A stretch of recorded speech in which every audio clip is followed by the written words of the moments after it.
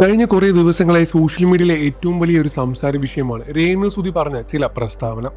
മലയാളികൾ ഒരുപാട് പേര് സ്നേഹിക്കുന്ന ഒരു താരമാണ് രേണുസുതി. സുധിയുടെ മരണശേഷമാണ് രേണുസുതി സോഷ്യൽ മീഡിയയിലും വളരെയധികം സജീവമായത്. സുധിയുടെ മരണശേഷം രേണുസുതിക്ക് വലിയ രൂപത്തിലുള്ള വളർച്ച തന്നെയാണ് ഉണ്ടാക്കിയെടുത്തത്.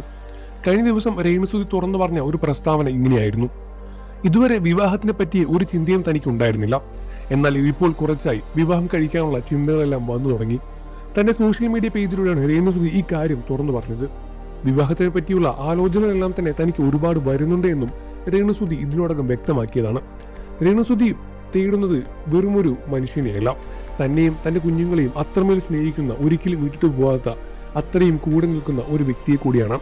രേണുസുതി ആരാണെന്ന് അത് ഇതുവരെ വ്യക്തമാക്കി പറഞ്ഞിട്ടില്ല. എന്നിരുന്നാൽ കൂടി രേണുസുതിയെ വിവാഹം കഴിക്കാൻ പോകുന്ന ആൾ ആരായിരിക്കും എന്ന ചോദ്യം ഇപ്പോഴും പ്രേക്ഷകർക്കിടയിൽ നടക്കുകയാണ്. ഇനി ഒരു കൂട്ടു വേണം എന്നൊക്കെ തോന്നുന്നുണ്ട്. ആദ്യമെല്ലാം തന്നെ വിവാഹത്തെപ്പറ്റി ഒന്നും ചിന്തിച്ചിരുന്നില്ല. എന്നാൽ തന്നെയും തന്റെ മക്കളെയും ഒരേപോലെ പൊന്നുപോലെ നോക്കാൻ കഴിയുന്ന ഒരാൾ വന്നാൽ വിവാഹത്തെപ്പറ്റി വീണ്ടും ആലോചിക്കുമെന്നും രേണുസുതി പ്രസ്താവനയിലൂടെ വ്യക്തമാക്കുകയായിരുന്നു. മുൻപ് വിവാഹം കഴിക്കുന്നില്ല എന്ന് പറഞ്ഞ പ്രസ്താവന താൻ മാറ്റുന്നു എന്നും രേണുസുതി ഇതിനോടകം കൂട്ടിച്ചേർത്തു. എന്നാൽ പ്രേക്ഷകർ ചോദിക്കുന്നത് മറ്റൊരു കാര്യമാണ്: സുധിയെ മറന്നോ? സുധിയെ മറന്ന് ഇത്ര പെട്ടെന്ന് വേറൊരു വിവാഹം കഴിക്കാൻ തീരുമാനിച്ചു എന്ന് പ്രേക്ഷകരും ചോദിക്കുന്നു. എന്നാൽ കൂടെ നിൽക്കുന്ന കുറച്ച് ആളുകൾ ചോദിക്കുന്ന കാര്യം മറ്റൊരു കാര്യമാണ്: അവർക്കും ഒരു ജീവിതം വേണ്ടേ? എന്തിനാണ് അവരെങ്ങനെ കഷ്ടപ്പെടുന്നത്? കൂടെ ഒരു ജീവൻ ഉള്ളത് എന്തുകൊണ്ടും നല്ലത് തന്നെയാണ്. നിങ്ങൾ ഒന്നും കൊണ്ടും പേടിക്കാതെ പുതിയൊരു ജീവിതത്തിലേക്ക് കാലെടുത്ത് വെക്കൂ എന്ന് പ്രേക്ഷകരും കുറെ പേര് പറയുന്നുണ്ട്. എന്നിരുന്നാൽ ആരായിരിക്കും രേണുസുതിയുടെ വരുംകാല ഭർത്താവ് എന്ന കാര്യത്തിൽ ഇപ്പോഴും ചർച്ചകൾ നടക്കുകയാണ്.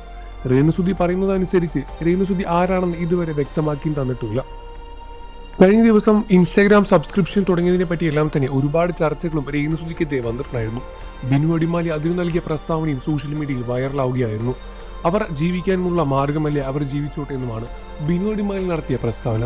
ഈ വിഷയത്തിൽ നിങ്ങളുടെ അഭിപ്രായം എന്താണെന്ന് വീഡിയോയ്ക്ക് താഴെ കമന്റ് ചെയ്ത് പറയുക. വാർത്തകളും വിശേഷവും എത്രയും പെട്ടെന്ന് അറിയാൻ നമ്മുടെ വീഡിയോ ഒന്ന് ലൈക്ക് ചെയ്ത് ചാനൽ ഒന്ന് സബ്സ്ക്രൈബ് ചെയ്ത് സപ്പോർട്ട് ചെയ്യണം ഫ്രണ്ട്സ്.